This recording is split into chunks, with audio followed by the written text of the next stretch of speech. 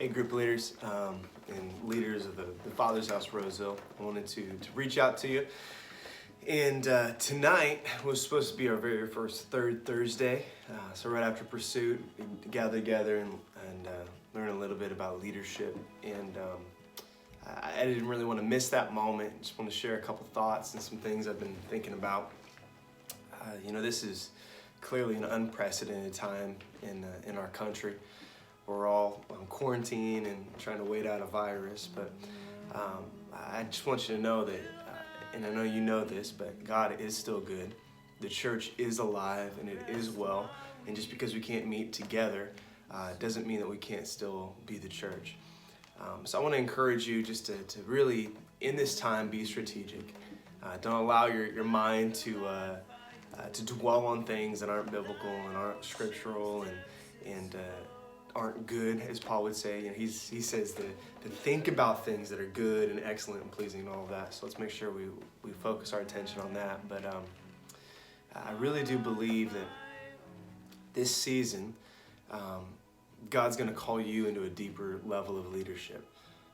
As a group leader, what you're really doing is you're pastoring your group. You're pastoring people.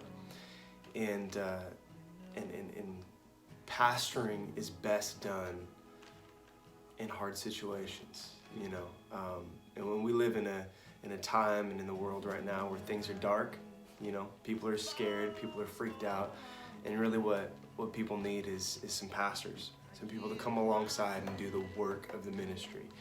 And I want to encourage you out of John chapter 10, and Jesus is talking about himself, but I think we can really gain some leadership principles from the way that he pastors us. In John 10, verse 11, he says this: I am the good shepherd. The good shepherd sacrifices his life for the sheep. A hired hand will run when he sees the wolf coming. He will abandon the sheep because they don't belong to him, and he isn't their shepherd. And so the wolf attacks them and scatters the flock. The hired hand runs away because he's working only for the money and he doesn't really care about the sheep. But I am the good shepherd, and I know my sheep, and they know me. Just as my Father knows me, and I know the Father, so I sacrifice my life for the sheep. I have other sheep too that are not in the sheepfold, and I must bring them also. They will listen to my voice, and there will be one flock with one shepherd. And there's a couple things that you gain from that. First of all, obviously, that's the way that Jesus loves us. And the term pastor, it actually means a shepherd. It's someone that's shepherding a flock. And when you look at Jesus, he talks about he's not a hired hand. He's the shepherd. So he's the one that's going to guide and lead and protect and direct his flock. And as group leaders, when we see the wolf coming, when we see something dangerous, when we see something scary, when we see culture, when we see a virus threatening our people and threatening the church, that's truly when we're going to see who is leading because of convenience and who is a true shepherd at heart. So I want to encourage you not to draw back in this time, but step into ministry. Be the shepherd that God has designed and fashioned for you to be. And so what that means is reaching out to your people personally, just to see how they're doing. Check in with your folks and really pastor them through this season. Maybe send out devotionals, send out encouraging text messages, send out Bible verses that you're reading and you're being encouraged with. Let's be really shepherding these folks well. And we'll be to make that practical. We're going to be sending out some tools here soon on how to virtually lead a small group.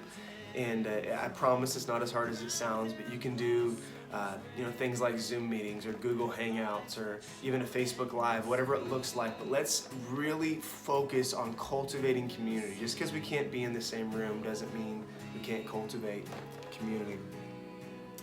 And another thing that Jesus says in here that's so huge is he talks about that he knows his sheep, right? He knows his sheep. He knows whose are his. He knows who they are. He knows their smell, So let's make sure that we're really being intentional about reaching out to people. And I really do believe that if we do this right, when our church is finally able to gather together again, we're going to see a different dynamic take place.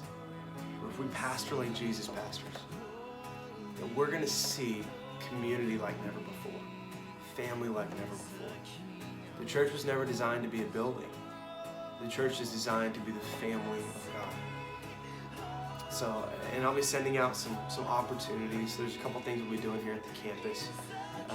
I'm working on becoming a food distributor for Placer County here at the campus throughout the week, so that way this building is being used by the county to serve the county.